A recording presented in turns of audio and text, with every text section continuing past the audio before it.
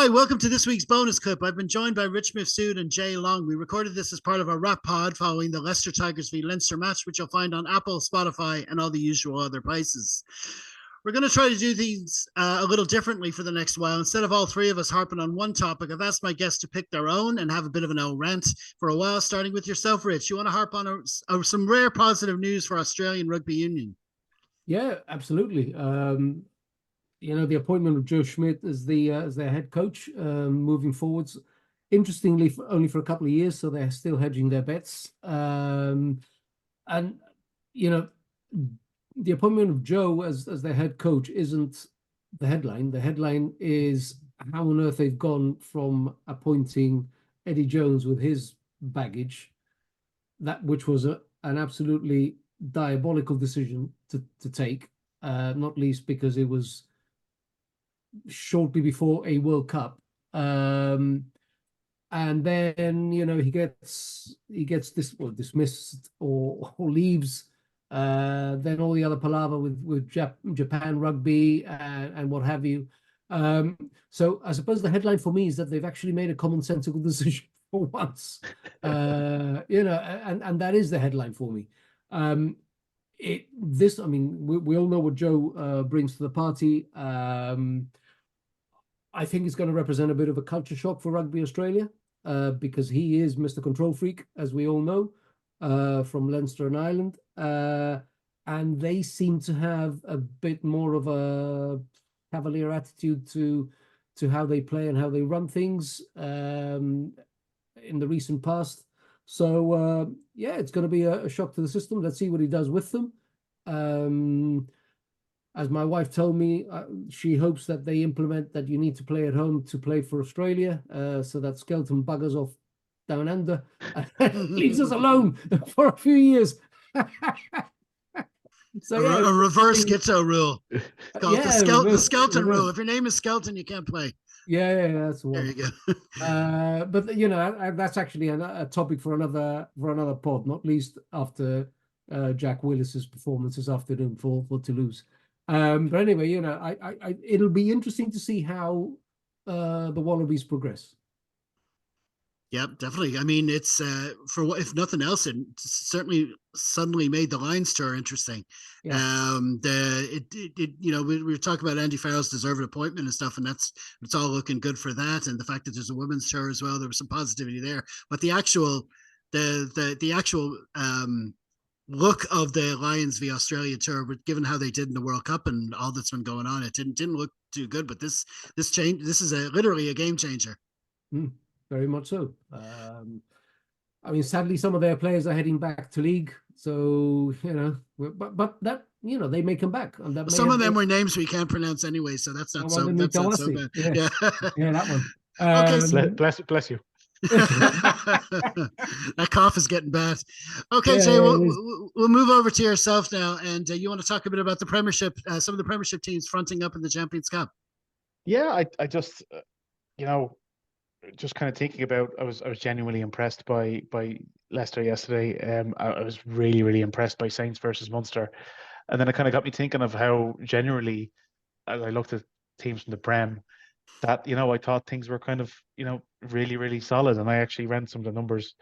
Keane will be proud. Looking at who's in the round of 16, the Prem have more teams in the round of 16 than any of the two native leagues. So both the URC and the top 14 are on 5, the Prem are on 6. And if we're looking at the Prem and looking at some of the people who have qualified, none of the Premiership teams are those kind of washy qualifications that, they're all solid. So you have Leicester on 2 wins, Saints on 4 wins out of 4, Sarries on 2, Quins on 3, Exeter 3, Bath 3. So they're all really, really strong numbers. And it's a good mismatch, and it's pretty well reflected if we're looking at the kind of the Premiership table. Some of the performances. I mean, as I said, I was genuinely impressed with Sale when they played against us, even though, it wasn't necessarily the top flight Sale team, but they had some really nice passages of play. Saints versus Munster was a fantastic game. They went to man down in a rainy Thomond Park and came out with and I thought the young 10, Finn Smith, absolutely excellent. And Quins in general are always fun to play. And I was just thinking, in generally, I mean, if we want people with the calculators out and the Excel sheets and wondering what's going to happen with the last set of permutations, and the only way that'll happen is if we have a strong Premiership in the Champions Cup, and likewise, a strong Premiership means a stronger England, means increases the quality of the Six Nations, which ostensibly means Ireland have to get better continually.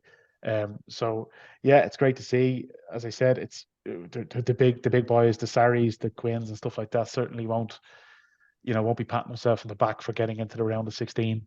They'll be wanting to get into the playoffs. They want to get further into the knockouts. But yeah, I hope we see the same kind of trend continue on, because it's important, for Northern Hemisphere rugby to have a really, really strong Premiership, and it was good to see so far.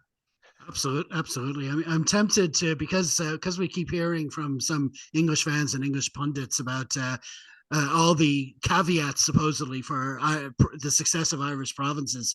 I suppose you could factor in it didn't hurt that the Premiership did get whittled down to 10 clubs, and the 3 clubs that unfortunately had to go out. Those players were kind of the talent was kind of spread out amongst the 10 clubs that are there, and you can't be crazy about them having 8 teams qualifying for the Champions Cup out of 10. But like you say, the ones that are there, they're showing up, and they're being able to play, and it's doing well. And you do want to see those names succeed. A lot of them, there's a lot of European success amongst all those clubs, and it's good to see them doing well for sure. Okay, so that just leaves me with my bit, and I'm calling this reckless definitions.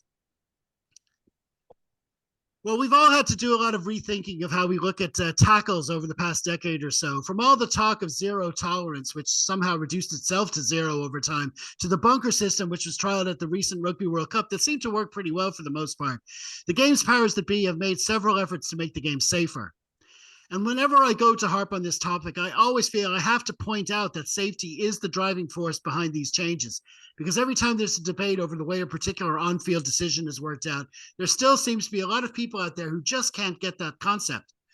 Without fail, when a red card gets flashed, you'll find somebody somewhere using one of the most triggering phrases for me right now, namely, "Oh, that's a disgraceful call. There's no way that was intentional."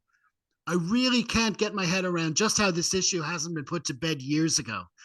Just this weekend, we had at least 2 perfect examples of this in the final pool round of the Champions Cup. First, there was a stamp by Bristol's Josh Caulfield on the head of Connacht's Finlay Beelan. And then on Saturday evening, Tom Ahern got the knee of Northampton's Curtis Langdon in the head twice, with the second one leading to another red. Now, it might be wrong for me to choose these particular examples, since in both cases, the injured parties were players for Irish provinces, which might make me look a bit biased. But I have to look past that, because the only way we can have a proper discussion about this is by taking the jersey colors out of the equation. In Caulfield's case, the bulk of the disagreement stemmed from the referee's use of the word intentional as he announced his final decision. This led to a flurry of reactions, which implied that if there was no intent, then it couldn't be red. And that literally could not be farther from the truth. On the official list of criteria that signing commissioners use to assess foul play, there are 13 items listed in order of importance. At the top of that list is intentional/deliberate. But right behind it at number 2, or B to be precise, is the word reckless. I really hope the problem here is that people don't know what that word means, rather than it's that they don't realize just how important recklessness is in determining a red card and further sanction. It's just one below actual intent, and it still means red. Now, the referee's ruling for the Langton dismissal at Thomond Park made this much, much clearer. He said, quote, "The first contact was clearly accidental. The second one, we can't say it's intentional, but it is reckless. The player is definitely injured, so it is a red card," end quote. Not even the French accent of Monsieur Tranini could mask this very clear explanation of the laws and guidelines right there. I really hope we can at least come to a point where the vast majority of those enjoying these top rugby matches appreciate what's involved in these decisions. Because while it's bad enough to see those watching at home on their sofas not understanding, when we're still getting it from ex-players in the media in the year 2024, it really does make you feel like you're banging your head against a brick wall, which of course leads to the very kind of injuries these sanctions are genuinely trying to avoid. Right. That's it for now. That's it for our bonus clip this week. Many thanks again for tuning in. As ever, please be sure to comment, like, share, and subscribe wherever you can, and follow us on any or all of our social media channels.